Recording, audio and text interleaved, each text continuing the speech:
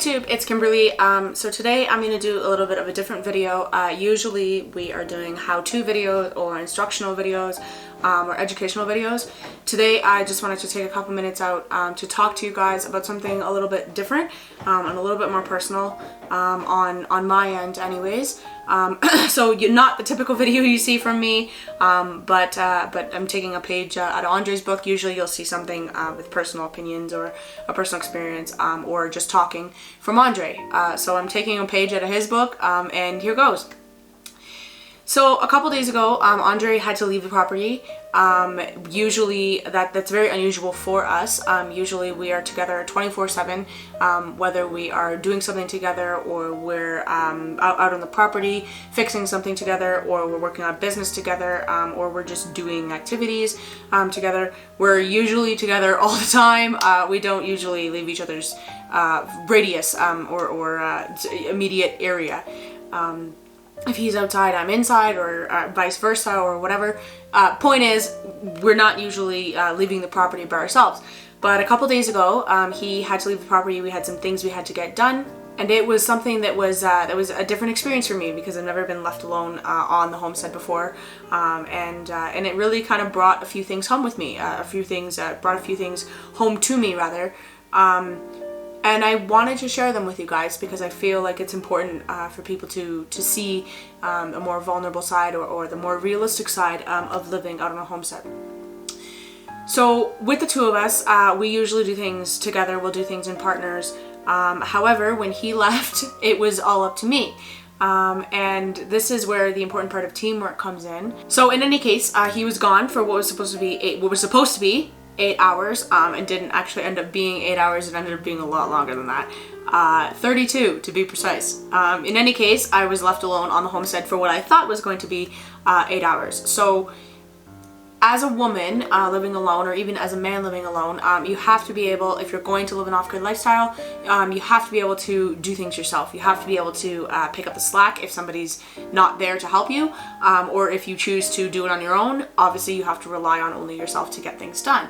So the day that Andre left, I obviously did all of his outdoor chores and all of his work that he does, which granted is not a lot, but it's not a lot. It wasn't too much for me to handle, but it's not something that I do on a regular basis. So it was definitely the responsibilities of two people put onto one person.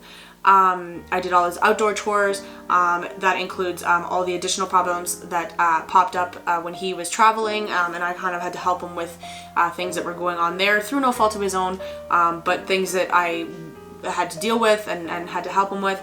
I also had to make sure that everything got looked after with the property. Because of the fact that I was in charge of the animals, and the dogs, for whatever reason, decided they were going to act up and misbehave. So I dealt with an escaped rabbit twice, mind you, and I dealt with misbehaved dogs twice by myself. So that was definitely an interesting experience.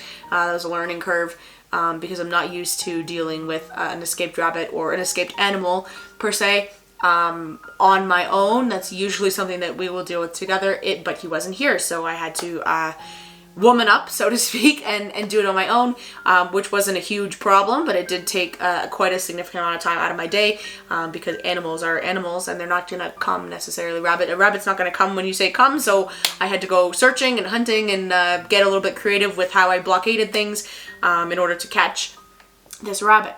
Ended up catching it eventually, but it took me about 2 to 3 hours. And yeah, I wouldn't call it a waste of time, but it was definitely something that I'm not used to being in my day in terms of time.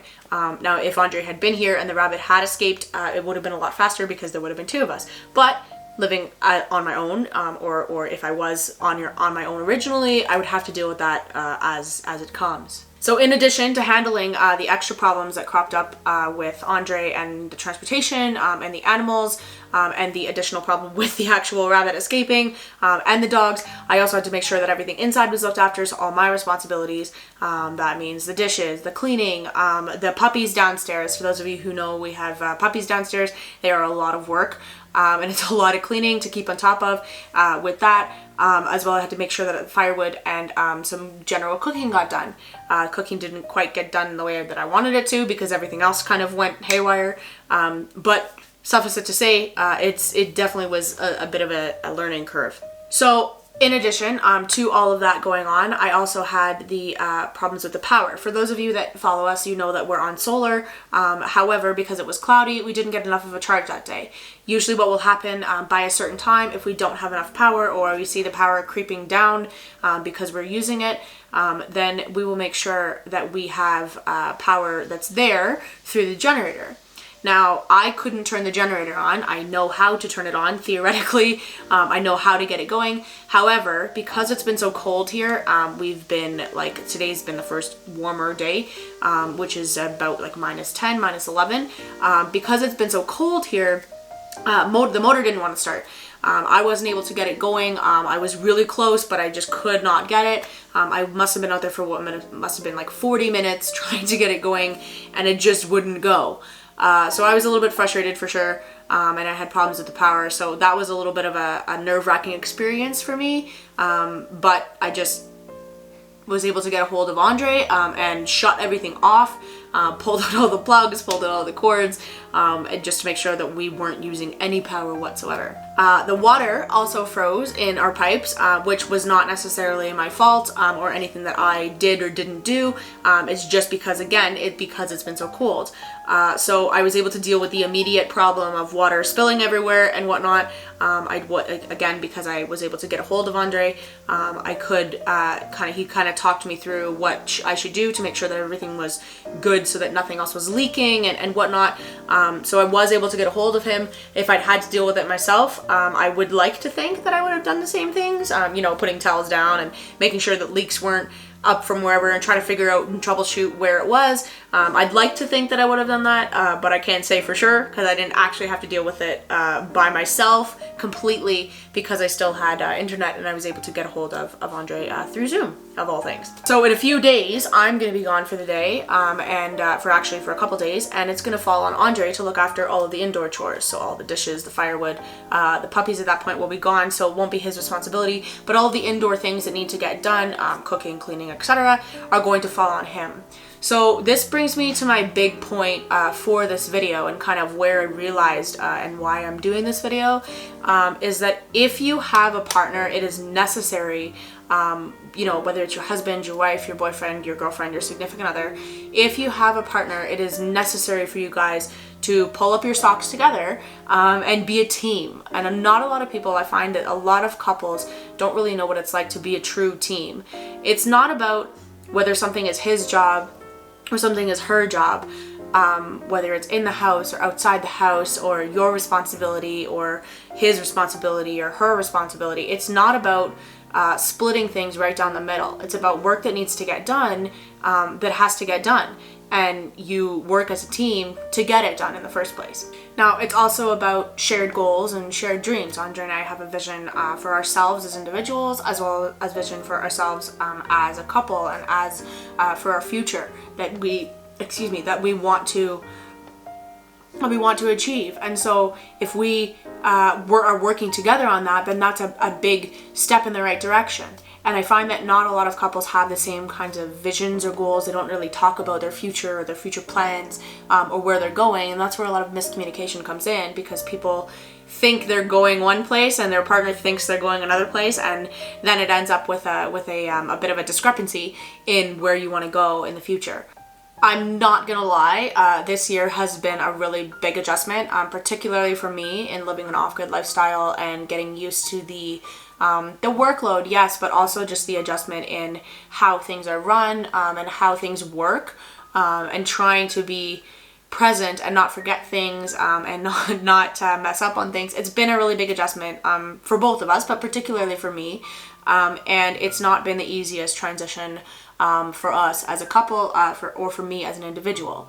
But it is about working together as a team. It's about working together as partners, and being able to pick up the slack when someone else is unable to, or when someone else can't. So I will help Andre with things. Andre will help me with things. Again, it's not about his job or her job, or his responsibility or her responsibility. It's about playing together as partners. All the couples out here are actually a lot older than us, by quite a bit. Most of them were here in this little area in the 60s or the 70s, or even some as early as the 50s. because they're quite a bit older, and so I feel like a lot of those older couples, from what I've seen anyways, is they really do know the value of working together as a team, because that's the generation that they're from.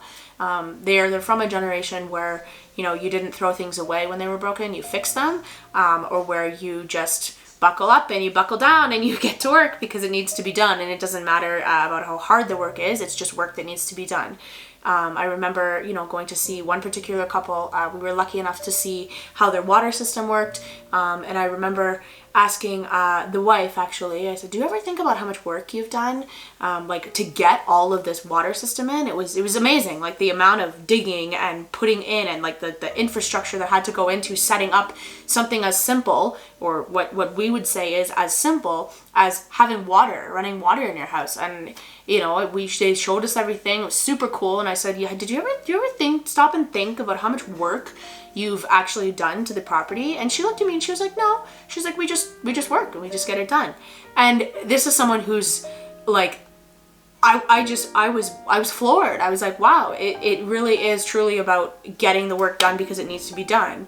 And she didn't say, oh, that's outdoor work, like that's man's work. Like, I'm not doing that, right? And I'm sure at the same time she was cooking and cleaning and doing all the indoor stuff too. I'm sure her husband was helping her with that as well. So, I mean, for me, as well as for Andre, we both have absolute respect for all the people that are here, the older people that are here, because of the fact that they have worked their entire lives to get to this point, and they really have those values of hard work and of respect for each other, and respect for their marriage. It's very admirable to see, because you don't see a lot of couples that live this lifestyle, are, you know, in their 60s, 70s, or their 50s, or even their 80s, in some cases, that are still active and healthy and, you know, living life. Perfect example of this kind of community being so together and helping each other. So I mentioned earlier that the power went out, or that, not that it went out, but that I was on limited power, and I couldn't get the generator started. Our closest neighbor, or one of our closest neighbors, they actually couldn't get their truck started because it was so cold, but he snowmobiled over here in the morning. The husband snowmobiled over here in the morning. Wife checked in with me with the radio, making sure I was okay, just to make sure that I was all right, because they knew that I was by myself. And so the husband came over in the morning, and it took him about 20 minutes and a blowtorch to get the generator running, but he did it, and I'm super grateful. And we said thank you so much. We really appreciate it. And it was really nice. But just an example of how people will really help you out, if you've put in the work and you've put in the effort. But just an example of how people are, how genuine people are, and it's really nice to see.